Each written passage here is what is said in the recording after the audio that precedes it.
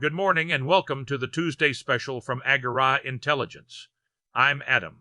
Every Tuesday we devote the entire episode to one big theme, examined from every point of view together with the journalists of our newsroom. Today's theme, the European automobile facing the electric turn, between tariffs, cuts, and factories. We start with the facts, with the measure that reshaped the market, the European tariffs on Chinese electric cars. Over to Atlas. Good morning, Adam.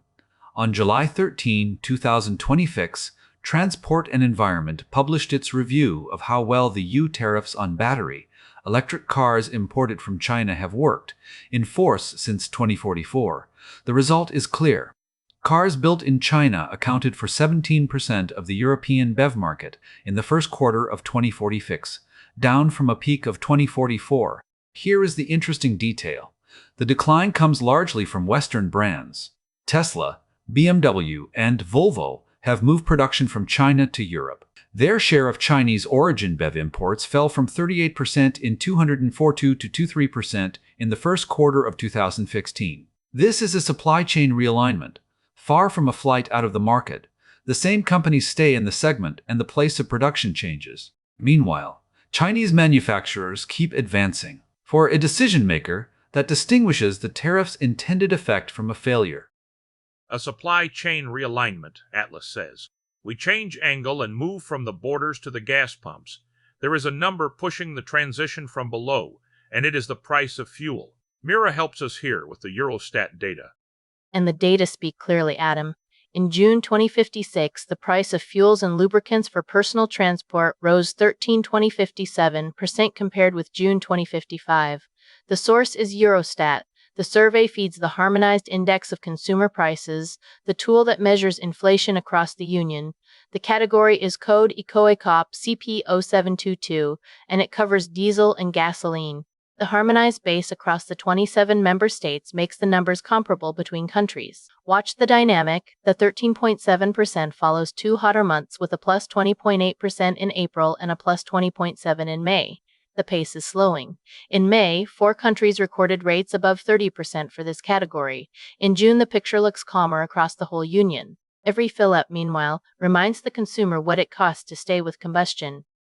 A tank of gas that weighs 13.7% more year over year. We shift the angle again from the gas pump to the people inside the factories, where the electric turn presents its harshest bill. We talk about it with Vera, who has looked inside Volkswagen. A very harsh bill. Adam Manager magazine reported on Friday the plan that redraws Europe's largest car maker. Volkswagen plans to cut 100,000 jobs and end production at 4 German plants over the coming years: Hanover, Zwickau, Emden, and the Audi site at Neckarsulm. According to NBC, it is the most radical overhaul in the group's 89 years of history. We are talking about roughly 15% of the workforce. At the end of the first quarter of 2026, the group counted about 697,400 people. Investment falls too by about 15% to just over 130 billion euros across 5 years. Behind the number are people with context, relationships, and knowledge of the processes. A workforce is a store of tacit knowledge built up over time, far more than a faceless cost line. Once that knowledge is scattered, rebuilding it is hard work. 100,000 jobs and investment trimmed to just over 13 billion, capital changing direction mid-race. Industrial history has already seen this movie, and it pays to watch it again. Cato's point. And the movie has a precise script, Adam. In 1979, the second oil shock hit Detroit. Chrysler had committed capital to big-engine sedans while demand migrated toward Japanese compacts. In 1980 came the federal loan guarantee of $1.5 billion. In 2009, the scheme repeated itself. General Motors declared bankruptcy and received about $50 billion from the United States Treasury. The structure stays identical. Industrial plans calibrated to a world that has ceased to exist. Capital runs ahead, and demand sets the price of being late. On February 6, 2006 came a $22 billion write-down. 3 precedents are enough to call it a pattern. Capital gets burned by bets on a future. The market refuses to validate, far more than by competition. Capital chasing imaginary demand curves, Cato says. So we turn the corner toward the forecast. Vega, where is the real curve headed? When does price parity between electric and gasoline arrive? Sooner than you think, Adam. Price parity between battery electric vehicles and combustion engines will arrive in most segments by 2027. The consensus points to 2030. The difference is worth 3 years, and the cost curve shows who is right. The consensus looks at the wrong number. It compares today's list price for an electric with its gasoline equivalent and concludes that parity remains far away. The list price is a snapshot. The trajectory of cell costs is the movie. The combustion engine has already lost the cost war. The market still prices it as the reference standard, and so it buys an asset in structural decline. Whoever signs long-term supply contracts on combustion today locks capital into a technology on its way out. This is a regime change, far from a passing trend. A regime change that some saw coming years in advance, and they moved accordingly. It is time for today's story. We hear from Saga, who takes us to Szeged in Hungary. A story that begins long before the first car, Adam, at the end of 2003 the Eidbide announced a precise goal: bring its Hungarian plant online within 3 years.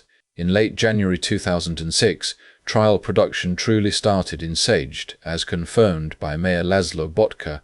Series production is expected in the second quarter. The value of the case lies in the sequence.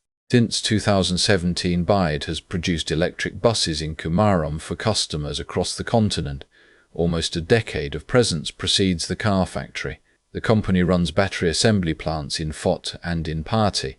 In 2025, it moved its European headquarters from the Netherlands to Hungary, in the 11th district of Budapest, with a research centre on intelligent driving right next door.